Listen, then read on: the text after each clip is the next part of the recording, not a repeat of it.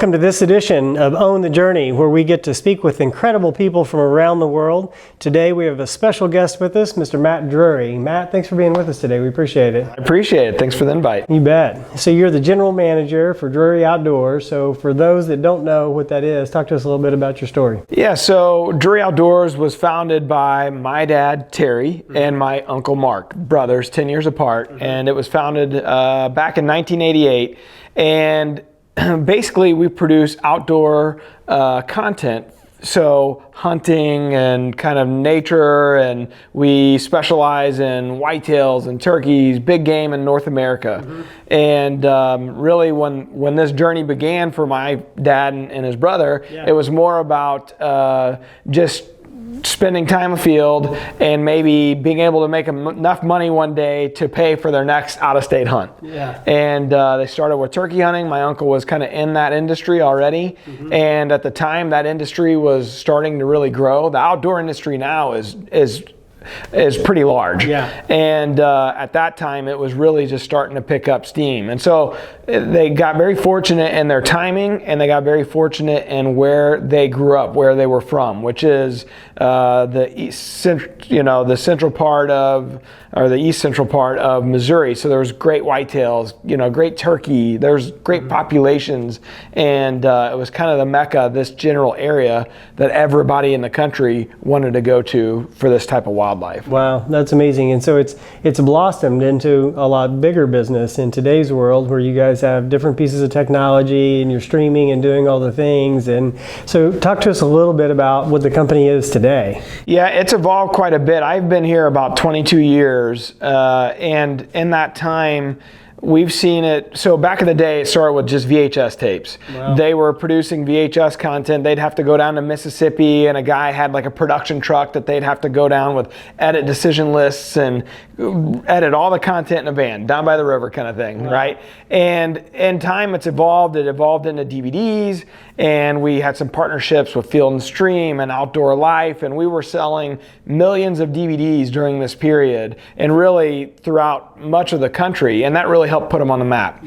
Well, we were offered an opportunity to produce our first TV show in 2003 for a partner of ours in Mossy Oak, and that was a paradigm shift for them at the time, going from that DVD kind of on the rental shelf type deal, or direct to consumer, or maybe they were in Bass Pro Shops, that type of stuff, to being on television, where at the time especially the audiences were unbelievably large. I mean, the household universe at the time was probably in the 45 to 50 million range. I mean, it was kind of the heyday of TV still. And so we still do have TV shows. We have 4 different TV shows across 2 networks. But what we noticed back in about 2007, 2008, was what social media and what that development for our business would mean down the road. We didn't know when it would change our business model, but we knew it would indeed change it at some point in the way that people were consuming media. And so, I think it was around 2006, maybe 2008, we started our Facebook channel, we started our YouTube channel, and we made sure that we were always at the forefront of whatever technology was available to us. Whatever the majority of people, the route they were going to consume content. If we're a content creator, we need to be relevant in that space. And I think one of the tough things for our industry, it's a lot of good old boys. It's a good old boy network. And adapting to technology isn't necessarily a strong suit. I think where Mark and Terry, they always had great foresight. And Mark specifically he's a visionary, and so he knew that this was our future, and they knew enough that what they didn't know, we have employees that do know, right? We have people that understand it and can help us navigate, and they'll credit myself and my cousin Taylor, which is Mark's daughter, with a lot of this. But the reality is it may start there, but there's a lot of people behind the scenes that work here with us that help us continue to navigate those waters and stay on the forefront. A lot of people that are much smarter than us, right? And so we've continued to evolve, and as social media became bigger and bigger, we were such early adapters of it that our following exploded with that. And we talk a lot about the algorithms and how to kind of cheat the system, so to speak, to make sure that you're constantly getting in front of those eyeballs. And there's a lot to it, changing up the way that you create your media, changing up from Twitter to Instagram to YouTube to Facebook. Those are different mediums where people, they ingest that content differently. Yeah. So we started editing our content differently for those different channels. And I think that really set us on a path that now today, between our social channels and our app that we created and launched, we have close to 5 million followers, subscribers across all those channels. Wow. So, you know, last year Cheers we did to you. almost 1 billion impressions online. Yeah. So I'll drink to that. Yeah. So I think one of the interesting things that I heard you say, you started out as an outdoor company and now you're a content creation company. For sure. What was it like to go through that kind of shift in terms of the strategy of the business? And I mean, you talked about the visionary components of it, but it had to be hard to really embrace that. I think the shift, the one thing that was a constant was that in our industry, in our space, you know, understanding how to educate the consumer was at the forefront. So it wasn't, we talk about it a lot, it's not egonomics. It's more about creating content that the person wants. So it's about the deer, it's about the turkey, it's about education, it's about conservation, it's about teaching the things that Mark and Terry have learned along the way. And they almost have created a disciple, a following of these people that have learned how to harvest big deer, how to manage their properties, how to become what we call gamekeepers, stewards of their land, and you kind of reap what you sow in the long run. And so we always made it about education, and that translated, whether it was the old style of videos that they used to do or now the short form content. You can't just be a talking head. You got to have a little bit of flair to it. And so for us, it's showing, you know, big deer, you know, and that's kind of the hook. But it's like, how did they get in front of these big deer? And then you fill them in on the education side. It's infotainment, if you will. And it's just a matter of changing up the way you deliver it as you go. And people's preferences change on consuming the content, so you have to adapt with it. Just like TV, and we still have the shows, and there is still a relevant audience, but that audience is an aging audience. It's Mark and Terry's age. It's, you know, the 50, 60-year-olds that aren't going to necessarily want to adapt to a streaming or cut the cord type of mentality, or I don't have a Facebook page, I'm not getting a Facebook page. You still have to create content and deliver content that those people want. You don't want to leave that whole section of your consumer high and dry. So it's still relevant. It's not as large as it once was, but it's still very much relevant. So it's a matter of kind of creating content that covers all the bases. Well, I think it's interesting for organizations that have a client demographic of multiple generations to think about how to appeal to those generations. I mean, different strategies, different approaches, meeting them where they are. It's got to be a little bit tricky. What advice would you give to people who are dealing with aging consumers, but yet trying to appeal to the younger consumer?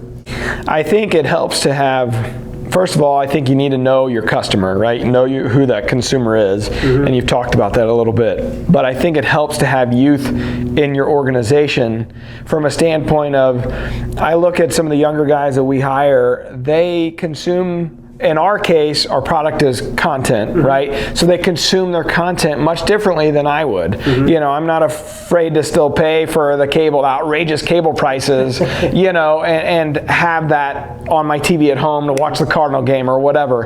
But these guys, they might just be wanting to view the highlights of the game, or they have an app for that, or whatever the case may be. So I think if you can understand the habits of your customer, whether that's, you know, in surveys or just, you know, the good old-fashioned talking to your customer, it's hard to beat that. You know, still occasionally we do consumer trade shows and those types of things. It's a much different audience what the perception is of your audience versus the reality when you meet them a lot of times, or your customer, might not always marry or match up with what was in your mind. So it's good to still have that boots on the ground type of mentality and out there meeting the people that are using your product. Yeah, I love that. And I think it's so critical. I've recently made a trip through some of our customers, had the chance to meet them, and you always learn. I mean, there's new things, new problems, new challenges. So yeah. I think that's sage advice. So growing up, watching all this had to be kind of neat, seeing the inside story, going back and forth, you know, as a young guy, having your dad and your uncle in this. Talk to us a little bit about like that experience. It was interesting because I've talked about it.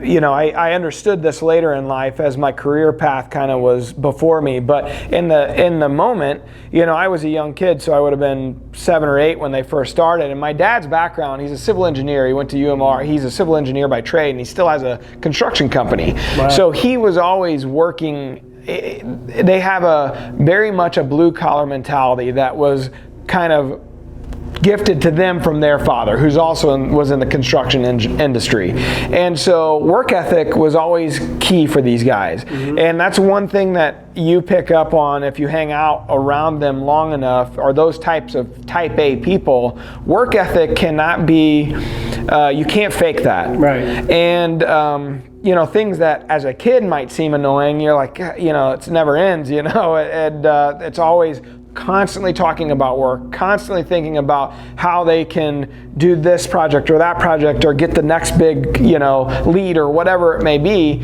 Those things in the background, they're seeping into you. You know, you're understanding, you're maybe at the time not understanding, but later in life, you're understanding what they were doing to build a successful business. And so watching it from up close, early on, I don't know, I was probably 10, 11, 12 years old, I spoke about these EDLs. They're called edit decision lists. Back in the day, it was a linear form of editing, which meant it was tape to tape. You had a piece of tape, and if you wanted a different piece of tape right next to it, they had to cut it and put it next to it and move on their way. Right. So what you would do to help cut down on your edit costs, which were extremely expensive, we didn't have a studio or any of this stuff, you came up with edit decision lists. You went through the time code of the source tape, and you decided what you wanted in your edit. You created an edit without ever visually seeing it put together. Wow. You were creating it on paper. So when you got to the studio, boom, boom, boom, this editor went through and he was cutting and putting it together, and you had to know what kind of dissolve and all this type of stuff, the technical side. Well, I started doing those for them just to help Dad, because they had so much source footage, just to be with my dad, frankly, and help. And so he was teaching me how to understand when to cut. So what's important about that is in media, which you guys know, and creating your podcast, there's timing is everything. And knowing when to key in on a moment, or when to cut out of the moment, when it gets boring, when it's too long, a shot's gone too long. Right. I learned that at an early age and didn't even know it. And so by the time I got to school at Missouri State, you know, I didn't know what I wanted to do, as most kids don't, coming out of high school. I just kind of general idea. I liked art, I liked graphic design. My sister was a graphic designer, maybe that's the route. So I started taking elective courses in kind of that field, and I had an editing class somewhere along the line, fairly early on, probably sophomore year. And at that point, I knew I was ahead of the curve of what others were coming into the class with, and my general sense of how to cut. Yeah. I may not have known the technical aspect of the computer program, but I had a sense, I had an ability that was kind of ingrained into me early on of timing. It was timing. It was what's interesting, what's not. And so I started kind of excelling at those parts of my production classes, editing specifically, not necessarily frame rates and camera equipment, not as good on that side, but editing I knew. So at that point it was away we go, let's go. And I started interning for Mark and Terry every break, winter break, spring break, summer break. And I picked up more working for them and interning from them than I could ever have gained from a boots on the ground knowledge at school. You just can't replace putting hands-on. Hands-on. Yeah, that's right. Absolutely. Well, and being in the business for all of those years had to give you insights as to how the business needed to operate. I know one of your passions has been not always the front, in front of the camera, but kind of the back office operations. What is it about that gets you excited, gives you energy, and kind of lights you up? I think there's a couple parts to it. One is you have to know your own abilities and what you're good at and where your talents lie and where your shortcomings are. You have to have people that surround you who excel in those areas. So you need to know people as much as anything, and that's something I learned from Terry, my dad, early on. He's a people person, great in social settings. People gravitate towards him, and it's one thing to have that skill set. It's another thing then to apply it to get things done and executed. And I think in general, you just have to have a sense of people's abilities and not micromanage. Allow them to do what they're great at. And if you see some shortcomings, those are tough conversations, but sometimes you have to wear your big boy pants and also have a conversation that's uncomfortable. Yeah. So, well, I think it's great, and so there's a couple of things. I mean, you've talked about your people inside the organization and then surrounding yourself with great people, and I think that's the key to kind of the success in anything is recognizing those brilliant, talented people and surround yourself by them and kind of get out of their way. Coach them as you need to. But, that's right. Yeah. My experience, for the most part, if you get out of the way, they can excel. And create and lift the tide for everybody, and the company in general, if you just get out of their way sometimes. Yeah. Not just leave them alone. There's guidance that needs to happen, but people's abilities, you hired them for a reason. Right. And if they're not working out, you probably know pretty quickly too. And that's a whole different tough conversation to go down, But in general, I think the success of our company, you could pinpoint it towards a lot of it towards the employees that we've had through the years. That's amazing. Well, working with your dad and your uncle had to be a little bit of a mixed bag at times. You know, some good times, some bad times, and some awesome things, and probably some frustrations and arguments along the way. Yes. Talk to us about family dynamics in small business and how that has played into your world. Yeah, it is very tough to navigate, and we come from a very close family. Our larger family is a very close family, and I touched on my grandpa, Mark and Terry's dad, and their mom. It comes from there, and we were taking 10-day vacations together in the summer every year up until just recently. There was like 60 of us. Oh wow! Great grandkids and the whole deal. So I think when you work with family, the foundation of a good family has to be the first guiding principle, right? Mm-hmm. Because there's a lot of, again, uncomfortable situations that might arise if, especially you got a couple type A guys and they're brothers and they're 10 years apart, and, one may want to go one way and one may want to go the other, and the future of the company or, whatever the case may be. It's not necessarily day in and day out stuff. It might be big picture stuff. Mm-hmm. Or big financial responsibility stuff, those types of things. And I think the tough part is to know when to kind of,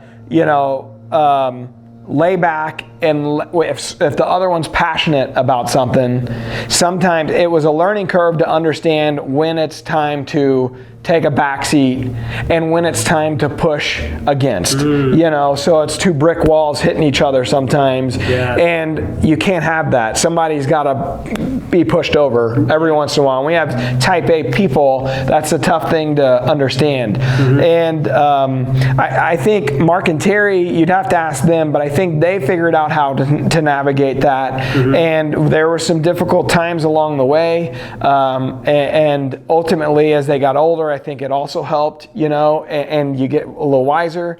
And as I've seen that, it has helped me navigate with them when I need to back off when I can feel passionate about something and go for something and keep pushing for something when they're saying nope, nope, nope. Because at the end of the day, it's their company. At the end of the day, they have more knowledge and more wisdom and more, they've just done it all. Stake in the game, yeah. And more stake in the game. So that was a tough thing for me to personally learn how to navigate, especially in my 20s. Sure. I think I learned a lot more in my 30s, and now I'm 42, so I'm starting to, I think I got the mix. Yeah. We don't really have many issues anymore, but I think all three of us know when to shut up, honestly, and let whoever's passionate, the most passionate, kind of lead the charge. Yeah. So if you were going to go back and give yourself some advice, would you recommend as a group that there's rules, or do you think that the journey of figuring it out together is better than pre-establishing the rules when you're dealing with those type A personalities? I think it's probably very situational, because in our business, rules have never been, we don't have any. There's very little rules. It's more ethics. It's more a code of ethics that are the rules that we live by. Yeah.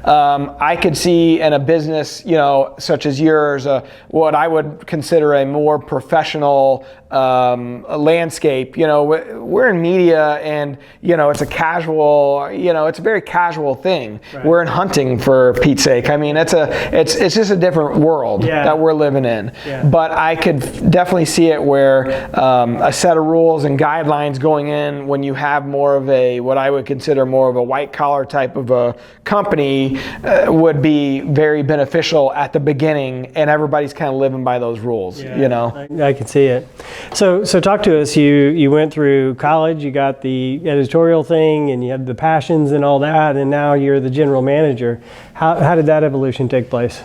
Well, one of the things that, as we were a small company, especially back then, I think when I first started editing, we had 3 other employees on the editing side, and then we had, of course, some administrative side. But in general, we didn't have many people that worked for us. Mm-hmm. And so when you have a small company like that, you have to wear a lot of hats. And we're still relatively small. We have, I think, 25 or 26 employees, but everybody wears a lot of hats. Absolutely. And so as I was kind of growing up in the work side of what we do, I would take on every role that I could.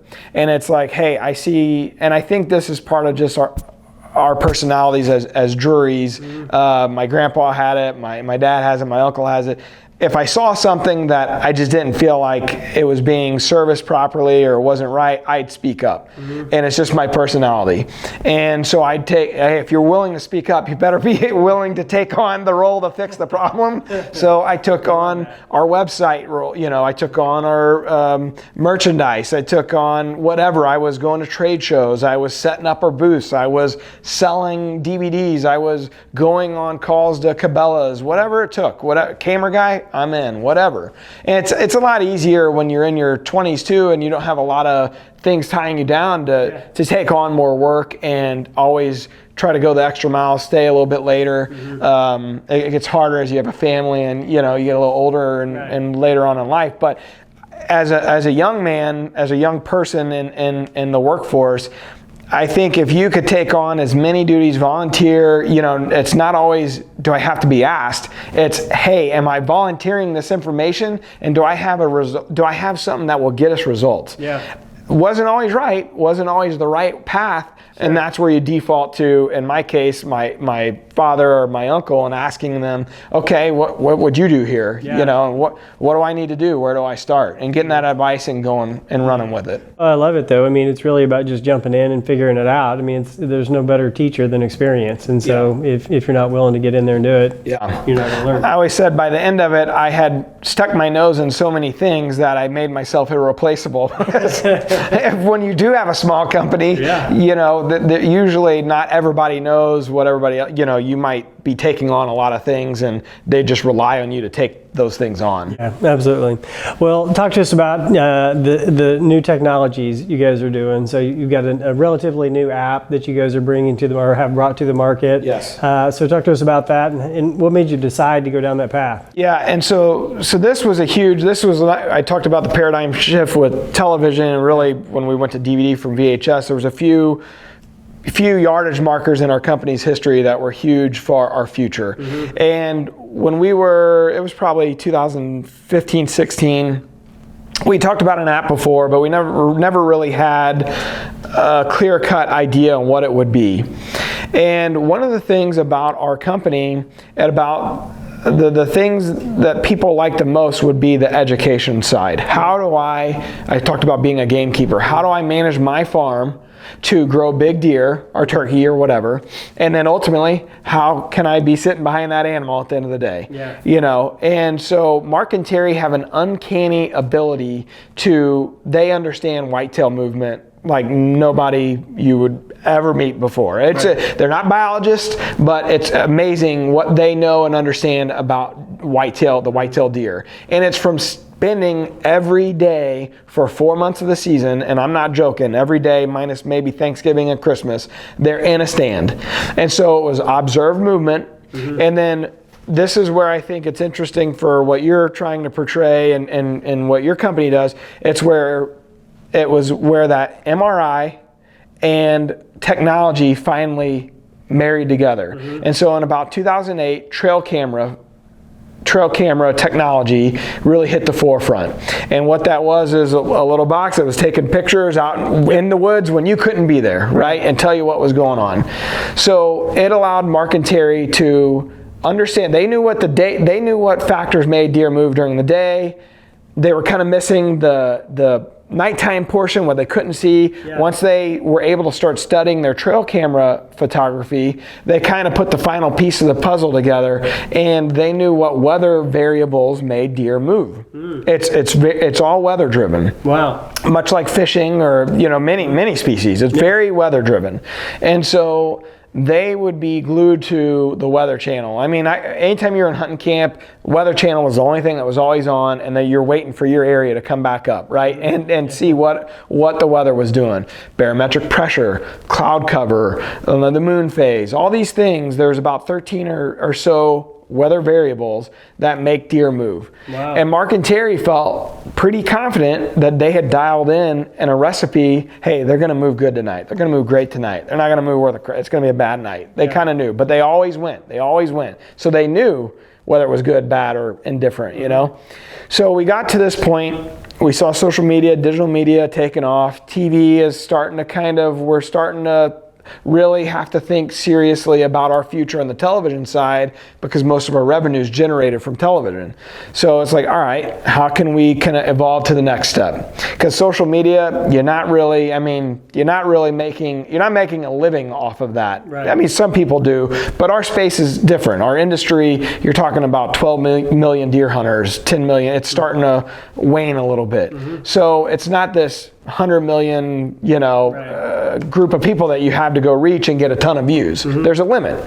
So what could we do? Well, apps, obviously, with iPhones and the technology of smartphones, everybody's on their phone nonstop, and everybody's got an app. And especially in that, it's 2016, 15, it really started taking off.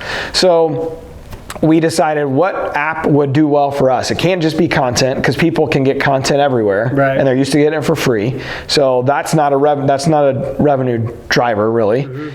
So what is our company successful at? It's education. It's infotainment. It's helping people basically harvest a deer. So we sat down and we came up with how we felt like what made deer move. And we have what we call 13 phases of the deer season, which is a television show that we have that was wildly popular for us. So it's like, all right, we have the 13 phases. In every phase, there's 13 weather variables, and it's different from phase 1 than it is from phase 12. Like in the late season when it's cold, it's different variables. Cloud cover affects them differently, a different type of barometric pressure to get them on their feet, a different type of weather front. So we went phase by phase. We mapped out all the things that we felt like made deer move, and we connected with a local, they're a web developer, more web than app, but they took their skill set and helped us apply it to the app. And the main guy that helped us was he flies for a hobby. So he understood weather. This was a very key element of it. He understood what we were talking about when we were talking about pressure and these fronts.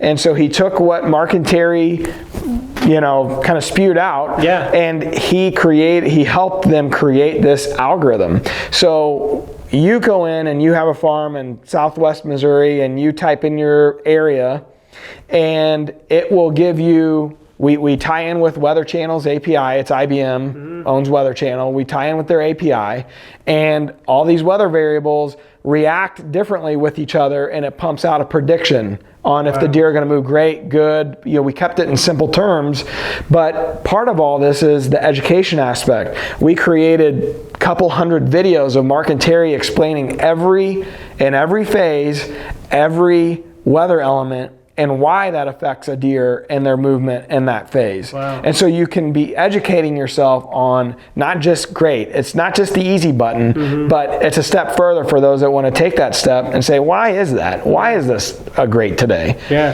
And so we created a social feed with it.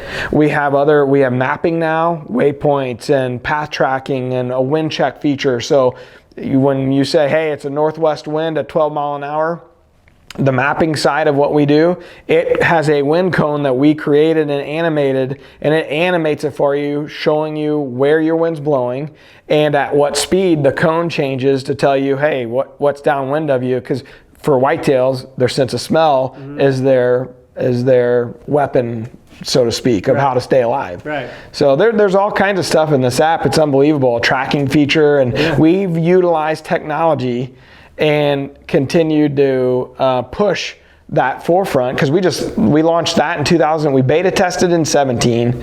We launched it in 2018, and within I think it was 10 days, a week or 10 days, we had 50,000 downloads. Wow. At the end of the first year, we had 500,000 downloads. That was, and when I say first year, that's 4 months. It's deer season. We launched it late August. By the end of December, we had 500,000 people in there, and haven't looked back since. Yeah. So we keep launching new features. The mapping we launched last summer, and away we go. Well, congrats, man. That's amazing. So for somebody who is considering the idea of taking, whether it's social media or a solution that they have to provide value to their customer, and considering the idea of engaging with the app process, what lessons did you learn? What would you oh my gosh, we would, if I would have known that, it would have saved me $50,000. Yeah. I think it could have saved us $1 million if we would have known some of the stuff. It's unbelievable, and we're still learning, and we're 5-6 years into it. I think analytics are key.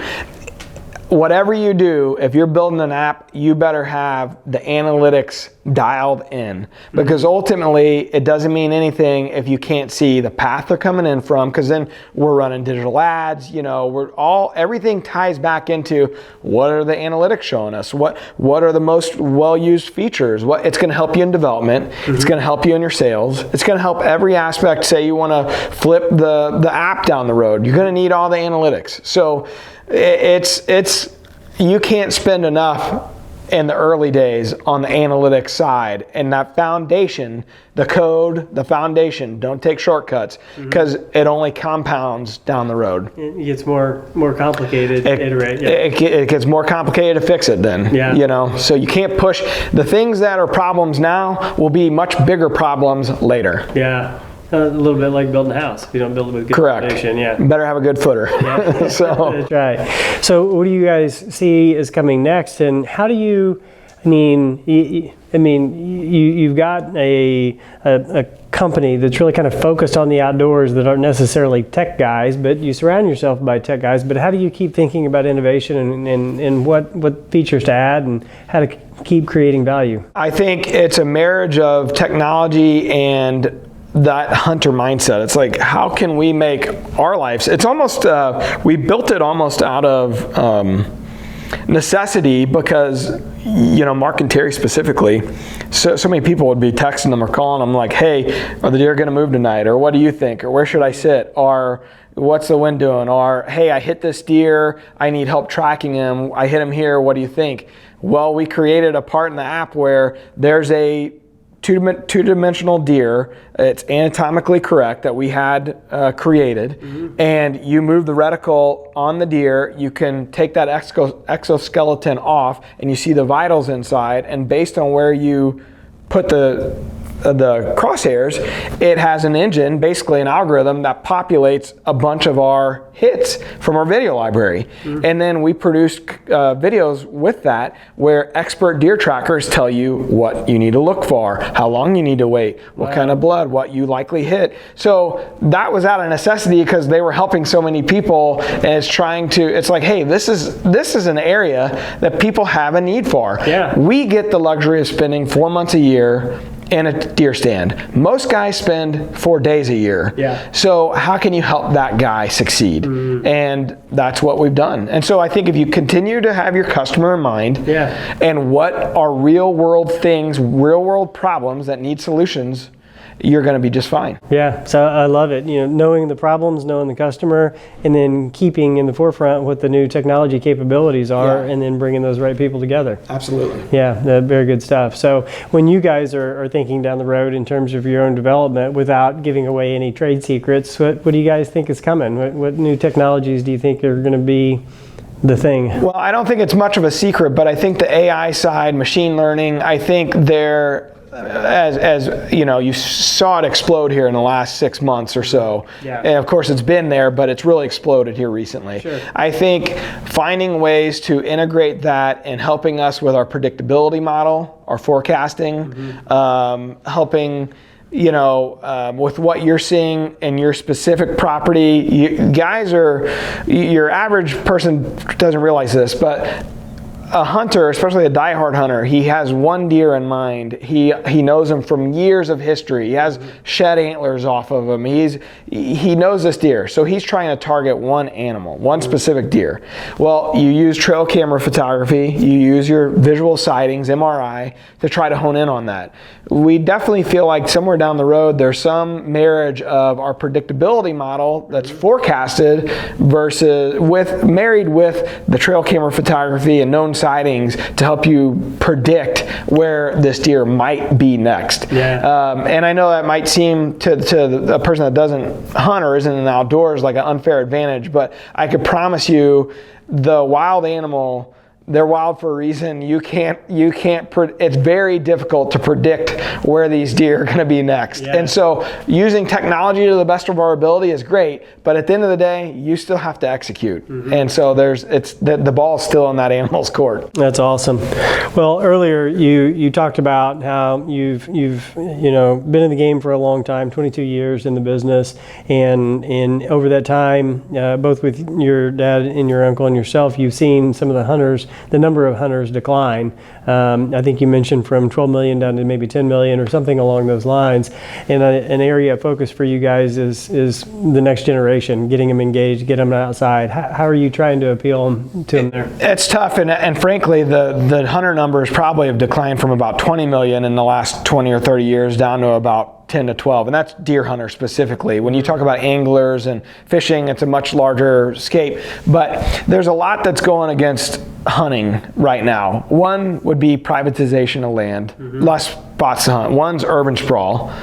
One's the fact that youth sports, when you specifically talk about introducing youth into the hunting, and it's a tradition, and there's a lot of tradition there and passing down a right to pass down. But the problem is youth sports totally suck up a parent and their kids' time. It's not just, it's a double header on Saturday and then you got a game on Sunday and there's 2 practices during the week. That's time that is taking away from the parents' ability to even take them out. So what we're seeing a lot of is people the conservation departments are doing a great job with creating what they call youth seasons. So it might be a really prime time where you can go gun hunting with, take a youth hunting, with a firearm before the rest of the general population has a chance to hunt. And it's during a prime time of the season. So their likelihood of seeing something, of harvesting something, of having a great experience, it heightens. So what we're seeing is less time afield, but the success rate is pretty good when you can get them afield. Where we're struggling is the youth going from a youth season to then once they age out of that youth season, them doing it on their own. That's where we see a little bit of a downfall, but they tend to pick back up after college. Not all of them obviously, but they tend to come back with it. So it's the introduction, it's creating that imprint of a great experience, and then hoping that they find it on their own, down the road if they don't have a parent or a guardian or something that's really mentoring them. Well, awesome. One of the things that we like to do as we wrap these things up is to ask everybody for one of the best pieces of advice that they've ever received or that you'd like to share. Yeah, I think the best piece of advice I've ever received, and I've talked about him several times, my grandpa, he was a natural born leader, and he had a lot of sayings. This is a construction guy, so some aren't safe for the camera, but one of the sayings that had stuck with me is lead, follow, or get the hell out of the way. And that has stuck with me my whole life. I love it. So either be a leader or be a follower, and if you canant be either, just get out of the way, because you're just in the way. Yeah, I love it. Well, cheers to you. Cheers to you, my man. And congratulations on owning your journey. Appreciate it. Thank you. Thanks.